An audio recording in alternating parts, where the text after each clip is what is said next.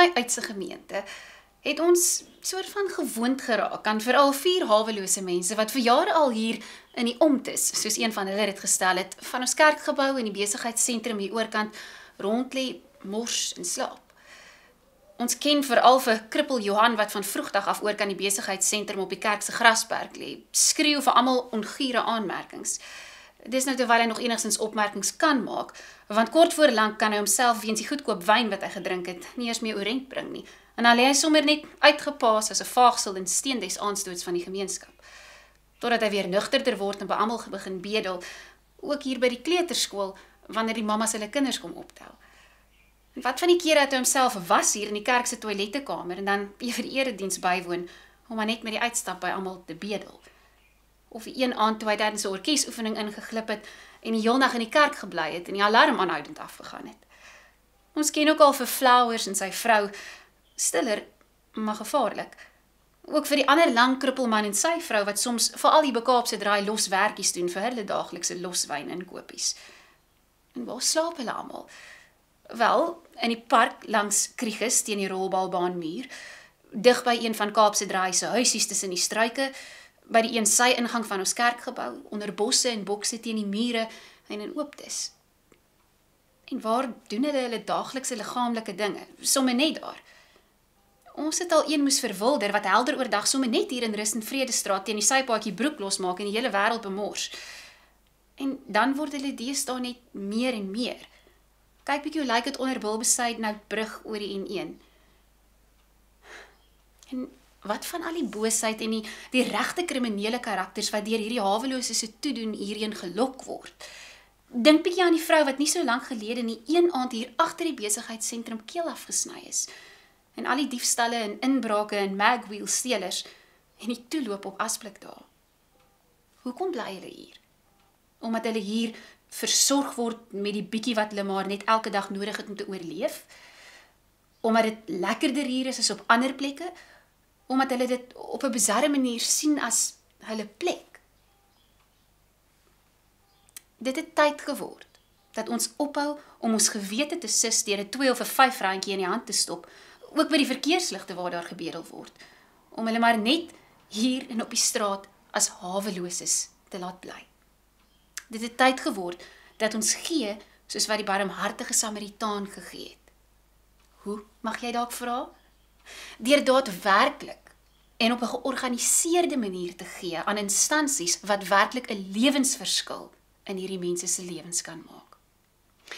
Een van hierdie instansies is die Metro Evangelical Services, beter bekend as MES.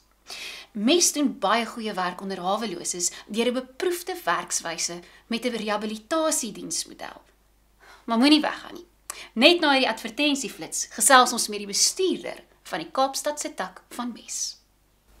Ek het vandag hier by my iemand wat 'n nou verbintenis met Uitse gemeente het, Ilse Els. Sy is die bestuurder van Kaapstadse tak van MES en ook die skoondogter van mevrou Betsy Els wat vir soveel jare die orgeliste hier in ons gemeente was. Ilse, volgens die brosjure van julle wat ek hier by my het oor hoe om op die regte manier te help, sien ek dat julle baie sukses het met julle rehabilitasiemodel. Wat behels dit?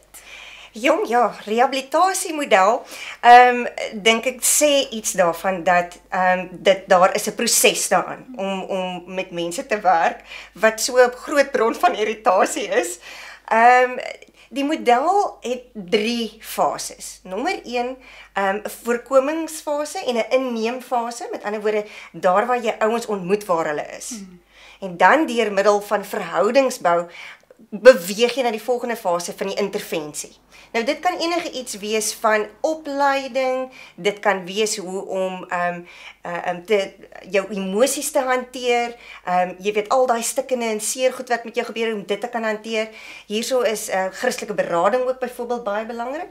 En dan as daai tipe van goedjies uitgesorteer is en hierdie ou het darm nou 'n bietjie meer sy voete gevind, dan begin ons hom met die uitgangsfase en dis die finale fase uit die stelsel uitkry. En so ja, so hierdie proses is 'n lang proses. Ja, as ek so na jou luister, ek kan my voorstel dis nie die tipe ding wat oornag gebeur nie. Nee, en dit snaaks, jy weet ouens dink altyd en as jy met jou eie pad met die Here ook maar kyk, né? Hy klap jou nie jy weet onmiddellik met alles nie. Hy sit maar so nou en dan ietsie op die tafel wat 'n mens mee moet hanteer. En ek dink dit is wat belangrik is. Ek dink ouens is gefrustreerd en hulle soek onmiddellike jy weet iets wat nou die druk kan verlig, maar dit is nie hoe mense probleem oplos nie. Want hierdie model is absoluut geskoei op disippelskap. Jy weet om disippels te maak. En ons Here Jesus het 3 jaar lank gestap saam met sy disippels. Jy weet ons stap nou nie 3 jaar nie. Ons gee vir hulle so, jy weet enige iets van tussen 6 na 18 maande toe. So jy weet want dan moet 'n teenprestasie wees. Jy moet die ouens verantwoordbaar hou gedurende daai proses heeltyd. As ek kan vra, het jy al enige sukses met hierdie mes holistiese diensmodel in Bellville behaal? Ja, in ons brosjure het ons hierdie slim mense noem dit jy weet jou impak wat jy maak. Ons noem dit stories van absolute grace. Jy weet want as jy weet hoe definieer jy nou sukses, maar ja, daar is ek dink een van ons grootste stories is seker maar Johnny en sy vrou Linda, Rina, ekskuus.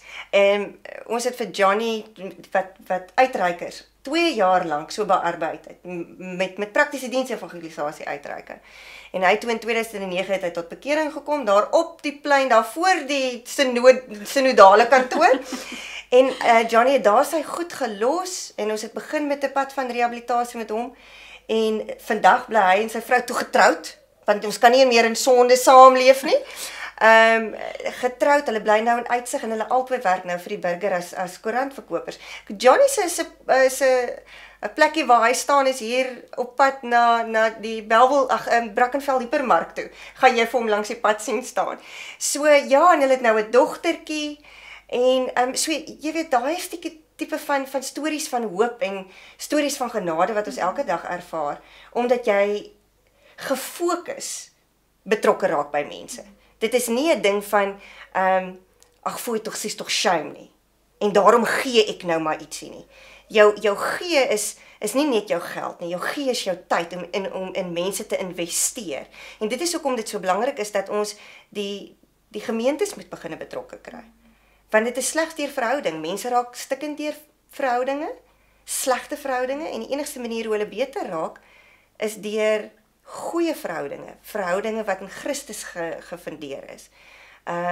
En dit is hoekom die kerk so ongelooflik nodig is. Iets wat my nou regtig opgeval het, is dat jy genoem het, julle benadering is om verantwoordelik te gee en betrokke te raak. Ja.